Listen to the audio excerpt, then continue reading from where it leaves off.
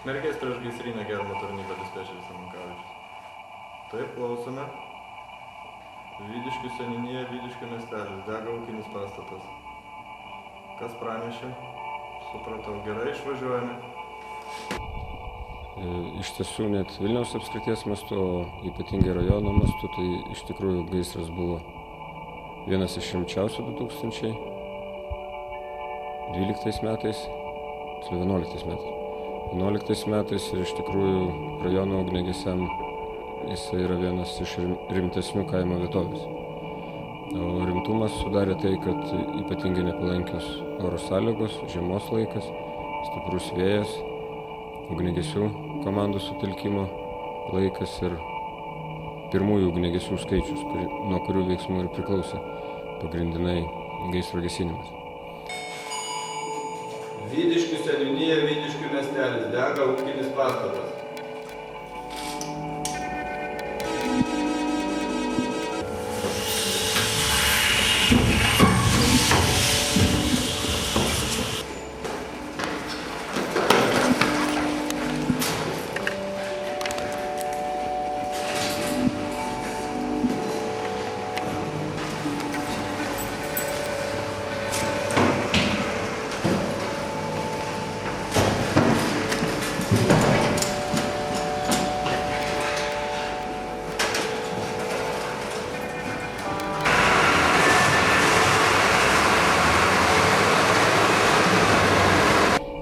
Prieš išvykstant jau čia pranešė, kad dega vienas ūkinis pastatas. Išvažiavom už miesto, čia jau pravažiavus Dagstinos kapinės, jau pamatėm, kad virš Vydiškių miestelio jau didelė labai pašvaistė, tai iš karto supratom, kad jau rimtas reikalas ir visas dangus buvo nušviestas jau pašvaistė.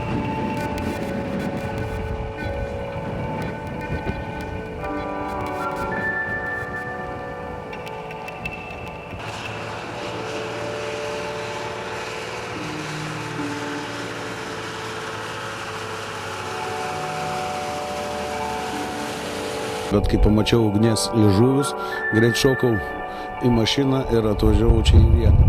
Baisus vaizdas iš tikrųjų buvo. Degė visi 3 ūkiniai pastatai ir kibirkštys ėjo per gatvę ir krito ant šitų didelių namų ir net už jų krito. Iš tikrųjų, pirma mintis buvo, kad baisu, antra švėkšna gali būti Vydiškėse. Ką tada dar jau važiuojant kažką jau keitėt taktiką ar tik atvykus? Jo, be važiuojant jau pranešiau, kad duotų papildomų jėgų.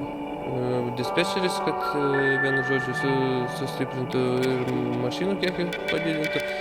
Ir iš karto atvykus jau į vietą, jau pamačius jau tos visus pastatus, pirma informacija buvo, kad vienas dega pastatas, dabar atvykus į vietą buvo jau 3 ūkiniai pastatai degė. Nu, tai pranešiau dispečerį, kad dega 3 ūkiniai pastatai, tai jisai buvo paskelbtas 3 spynas ir vienu žodžiu.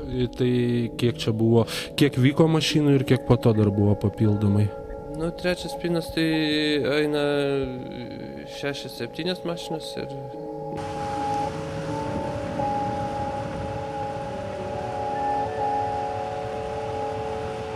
Ir ką, va taip detaliau gal papasakokit, kokį vaizdą išvydot iš karto atvykus? Ką žmonės aplinkiniai darė, kas degė? Nu, žmonės tai buvo panikai, lakstė visi kas kur, nieks nieko neaišku ir labai vėjas didelis buvo. 3 pastatai degė jau atvirą liepsną. Pagrindas buvo mums apsaugoti namus, nes ant namų krito didelės kibirkštys. Vienu žodžiu, dūmų daug labai, kaip tik į tą pusę, ir kvėpuot buvo sunku, ir vienu žodžiu. Pagrindė buvo apsaugot pastatus šitos ir jau šalia stovinčius, o ūkiniai pastatai buvo slopinama ugnis, kad nebūtų tiek kaitros, neužsidegtų namai. Nu, pradžiai buvo labai sunku, kol dar visas mašinas nesuvažiavo, labai taupėm vandenį, nes nutrūkus vandenio tekimui, tai iš karto galėjo, jau vienas namas praktiškai jau nuo kaitros jau pats aplink visur lakščiau žiūrinėjau, kad ir langai kaitė, ir sienas, ir pagrindė saugojom jį, nes vėjas labai jam palankus buvo užsidegimui. Nu ir tiksliai negaliu pasakyti, aš kiek ten laiko praėjo, bet kokių 30-40 minučių tai buvo labai jau sunku. Paskui pasipildė pajėgos, atvažiavo viršininko pavaduotojas, jis jau perėmė vadovavimą, tai pradėjom jau atstygoti ir vandenvežį vežti vandenį, tai vienu žodžiu. Pasidarė lengviau ir jau kažkaip atslūgo tas visas, kad jau namai jau nebeužsidegs.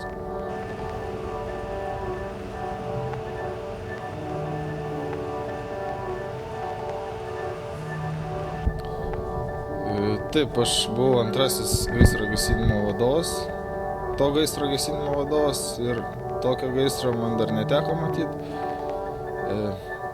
Viskas prasidėjo nuo to, kad iš ryto man paskambino dispečeris, pranešė, kad Vydiškių miestelyje rimtas gaisras ir aš iškart išvykau į gaisravietę. Atvažiavus, iškart tiksliau atvažiuojant, jau pamačiau leidžiantis nuo kalno didelę pašvaistę. Matėsi, kad jau daug automobilių atvažiavę, matėsi daug dūmų. Matėsi, privažiavus dar arčiau, kad tie dūmai nešė lygiai grečiai su dūmais tos žarijos, sakykime, nešėsi ant kitų namų vėjas, jis nešė, sproginėjo šiferis, sakykime, tokių žmonės pakankamai lakstė, panika šiokia tokia buvo kilusi ir dėl to tas gaisras ir buvo toks rimtas.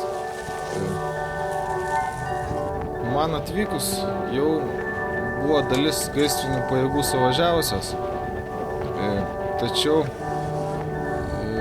dar ne visas. Ir man atvykus gaisro gesinimo vadovas, pirmasis tai pamainos vadas, buvo jau pasirinkęs tą gaisro gesinimo kryptį, buvo taupomas vanduo, kol nebus užtikrintas pastovus tiekimas, buvo saugomi nedegantis pastatai ir buvo po truputį gesinami bepradedantis degti tie šalia stovėjęs sandėliukas, garažas. Ir mūsų tuomet pagrindinis tikslas buvo vėlgi apsaugoti gyvenamosius namus ir užsitikrinti sklandų vandens tiekimą. Vanduo buvo už 800 metrų kažkur, bet mūsų darbus labai smarkiai apsunkino tamsa ir pažliugęs privažiavimas. Mūsų technika, kadangi sunkiasvorė, buvo sunku įvažiuoti prie to telkinio pakankamai iš pradžių, kol viskas susidėliojo. Vėlgi mes šiek tiek buvom neteisingai informuoti gyventojų ir žvalgyba. Ta sunkiau atlikta, kadangi iš vienos pusės ežero buvo uždarytas pravažiavimas. Todėl teko apsisukinėti, grįžti atgal ir tai, kai lauki, visuomet tas laikas atrodo kaip sustojęs. Vandens reikia iškart, o vandens, kaip sakyti, laukiant, tas laikas labai prailgsta.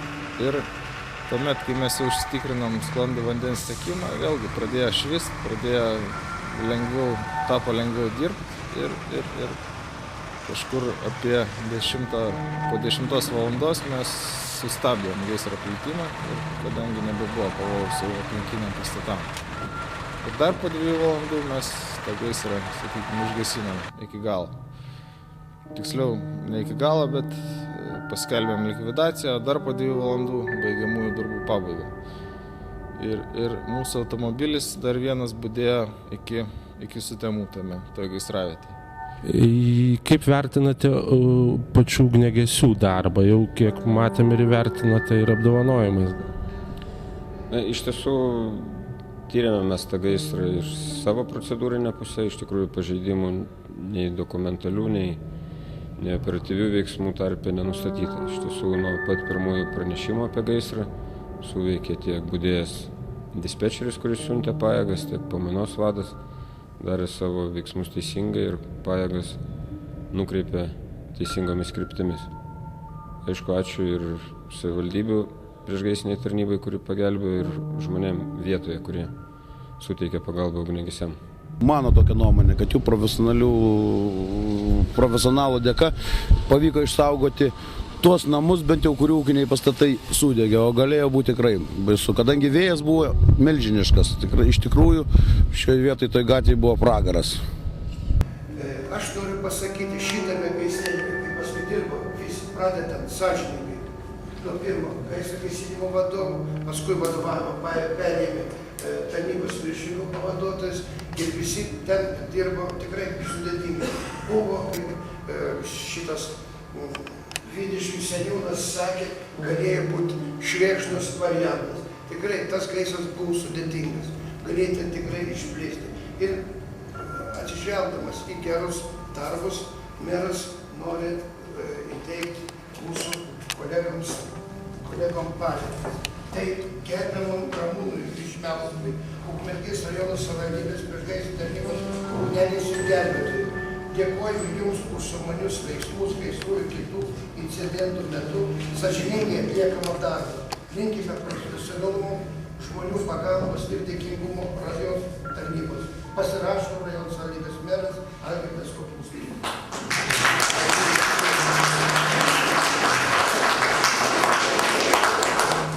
Vitas Purlys, Vitui Purliui.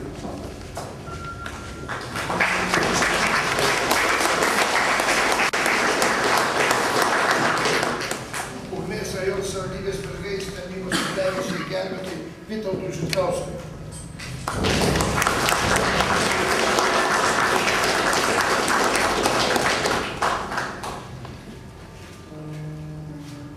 Ir ugniagesių gelbėtojui Algirdui Indreliui.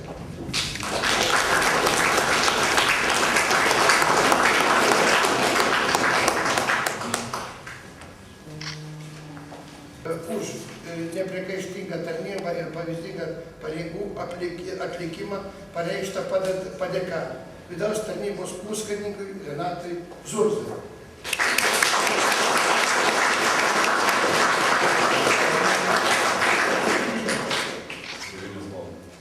Vidaus tarnybos vyresniajam puskarininkui Gintarui Amankavičiui.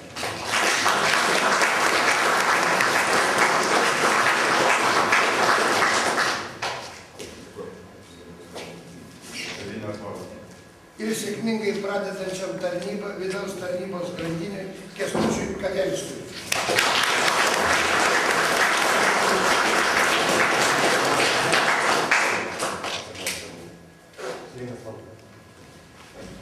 Taip pat noriu pasakyti, praėjusį mėnesį departamento direktoriaus įsakymu Vilniui buvo įteiktas departamento pasižymėjimų ženklas už nuopelnus gyventojų saugai pamainos vadui Ramūnui Stankevičiui.